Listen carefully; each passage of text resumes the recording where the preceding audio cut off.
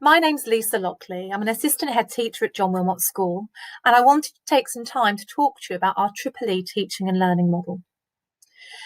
It's a student-centred approach to learning, but also I hope by the time that I finish speaking, you'll understand that it relies heavily on carefully sequenced lessons and a laser-sharp focus on a body of knowledge we need to impart. So it's evidence-based, and we draw upon a lot of research from people like Gladwell, Rosenshine, Sweller, as well as current educationists such as Catherine Birbal-Singh, Bennett, etc. And what a lesson looks like to students from day to day, subject to subject, is split into these 5 stages.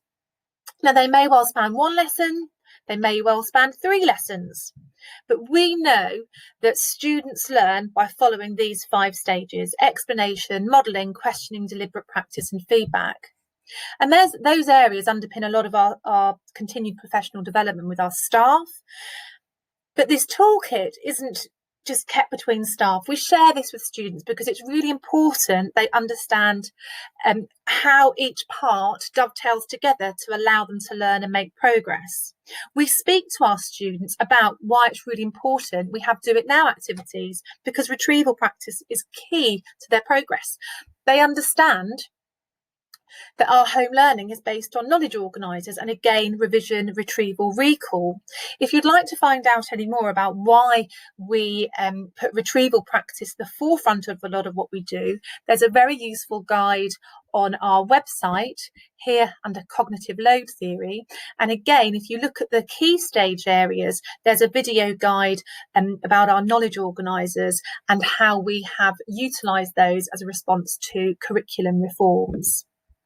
So this teaching and learning toolkit is transparent to all stakeholders in the school. And as I said, it has underpinned a lot of our training that we've done with staff. But more importantly, at every stage, we go back and we speak to students about what they think about their learning. And that adds to their meta understanding of their own progress and their own role that they have to play in their learning. And you can see that actually they have responded really, really positively. So the explanation phase is this idea that students need the expert in the room to impart knowledge to them in order for them to make progress. Now, that may be reading together or a summary. It might be a lengthy oral explanation. It might be some comprehension. It could take many guises. That allows then the teacher to model what needs to be done so students can apply it themselves. So that might be WAGGLES, which stands for what a good one looks like. It might be the shared success criteria or mark scheme. It might be some shared writing. Every workspace, every teaching space at John Wilmot School has a visualiser. And that allows for every stage, not just modelling, to have a laser sharp focus on what students need to do and what being an expert looks like, not just the finished product, but also the process. Then questioning, and we make sure that students know the questioning phase of learning isn't just, passing of time. It's an assessment opportunity, so they're being assessed. And we've done an awful lot of work, both with our staff and students, about when to ask questions, how to ask those questions. Are they going to be hinge questions, multiple choice questions? Who to ask those questions to? And that allows students to think hard in both breadth and depth in terms of their learning. And I always say to students, questioning is really important because I'm not just assessing what you do know, what you've understood. At that point in the lesson, we're assessing what you don't know yet. So we have done work around having no hands up, recall, multiple choice questioning, stretch it questioning. And again, we've spoken to students about this. All of those stages lead up to deliberate practice. Now, often this will be done in silence. There'll be some lessons, mainly practical lessons, where actually the nature of the deliberate practice, it needs to be spoken, drama, for example, or a group practical in PE, but often it will be in silence because that allows students to develop mastery of knowledge and skills. And again, we've done a lot of work about what that is and what it isn't. So it is very focused application rather than a passing of time. It may look like students answering exam questions or constructing a paragraph, or it might be them practicing a precise skill over and over again. Now, all of that allows for feedback, and feedback by its very nature allows students to think about and further develop their knowledge and skills. So that could be whole class feedback, which I'm going to speak about a little bit later. It could be using the visualisers again.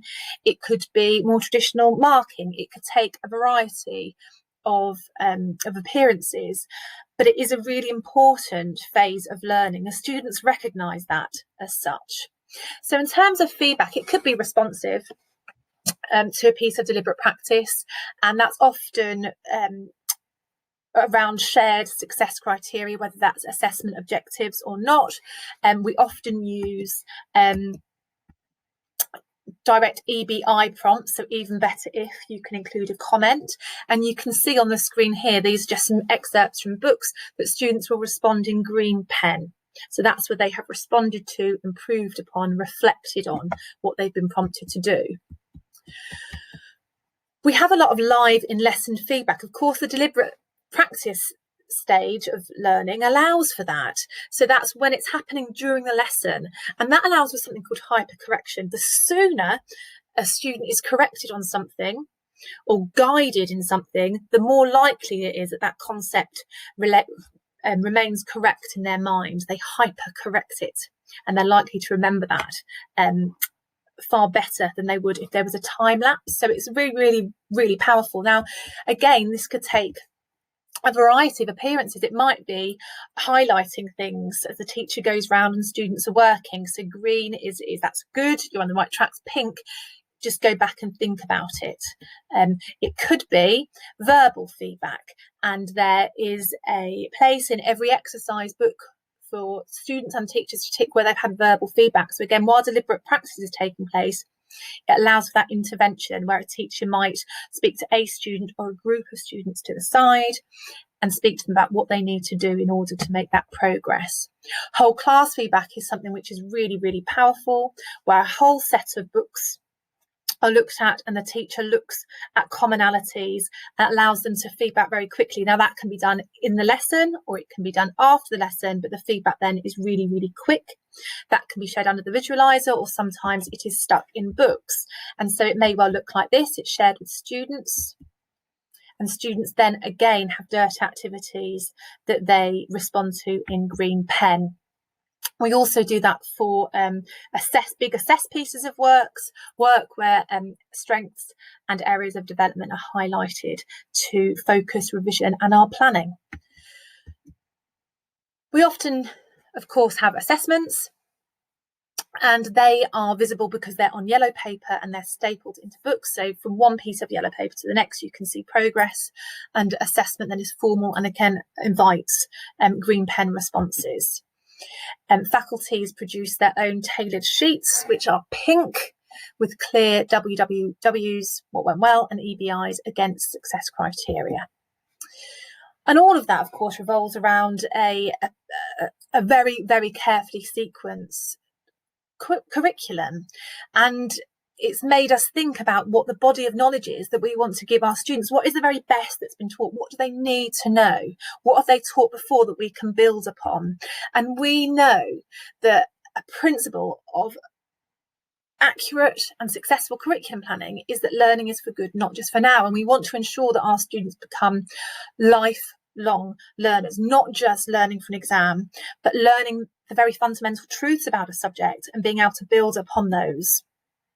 So we have done a lot of work about how mastery can be achieved through learning. And of course, that dovetails with what happens in our classrooms, as well as how that feeds into assessments, how that builds on our planning.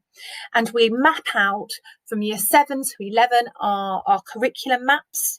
We think about what skills are being taught. We think about wider reading, opportunities for literacy, how that links to our knowledge organisers. And these are quality assured.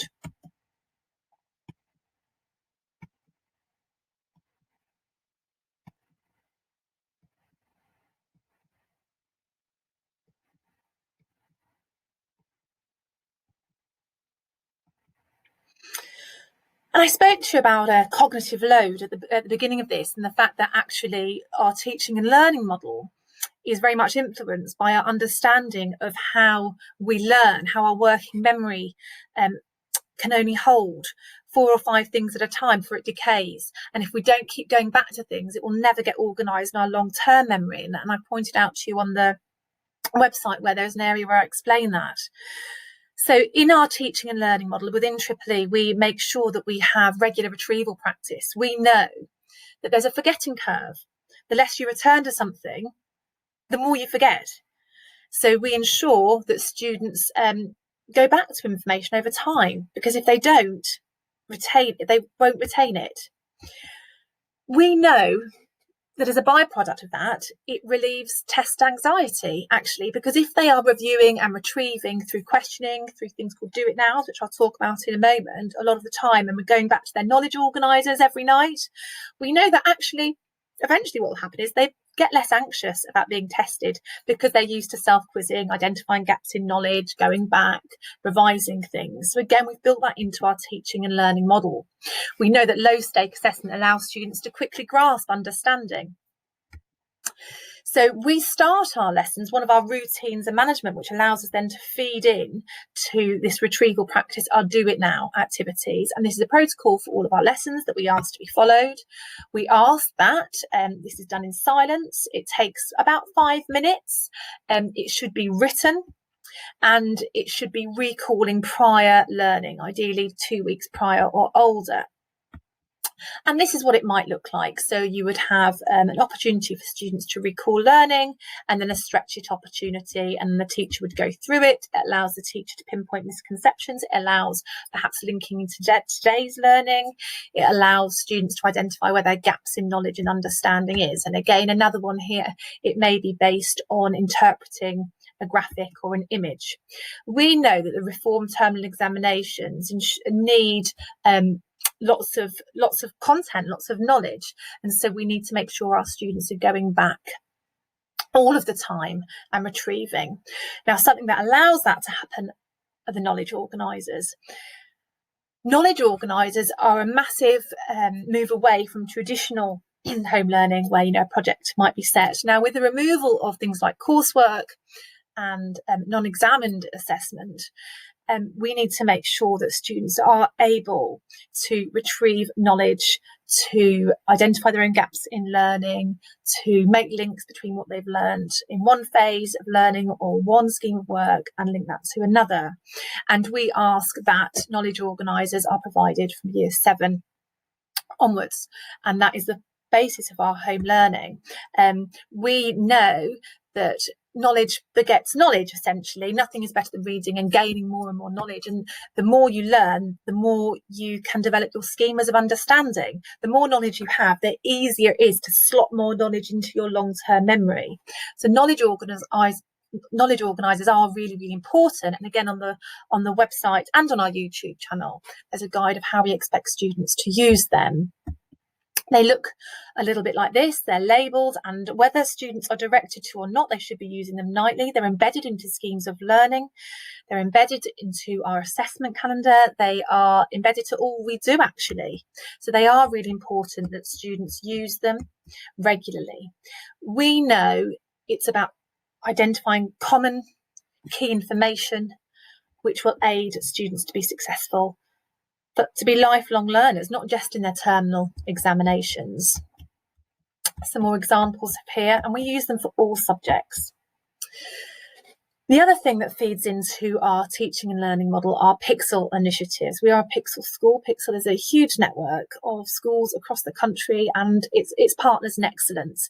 And again, on the website, there's a whole area dedicated to how we use Pixel initiatives, how we use the materials, and that's really useful for parents as well. There's lots of parent leaflets in terms of explaining how to best support your child or child you care for in terms of their learning and also their emotional and mental development. So some things that we use from Pixel Loric.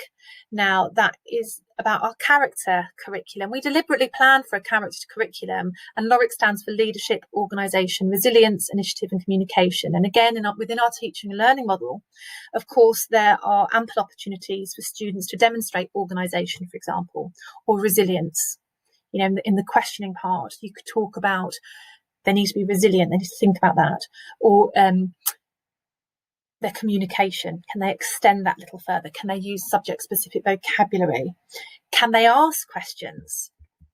We use pixel spine materials, which are the fundamental truths you need, the cultural capital for subjects. Pixel knowledge, which are differentiated resources. So there are know-its, then the grasp-its and think-its. We also use pixel independence, which are a group of resources which allow Key Stage 4 students to develop their independent learning. And we also use transition and futures material, which is about careers and further learning post 16, as well as thinking hard. Now, thinking hard again draws on Sweller's research around cognitive load and this idea that you don't remember something unless you think hard about it, unless you transform it, unless you do something with it, unless you manipulate it. And again, within our teaching and learning model, that's really, really important. So our teaching and learning toolkit is a really, really important system and structure within our school, not just within classrooms. We refer to it a great deal in with students at every point in their daily life. Again, the website is a wealth of information. But thank you very much, and I hope you enjoyed listening.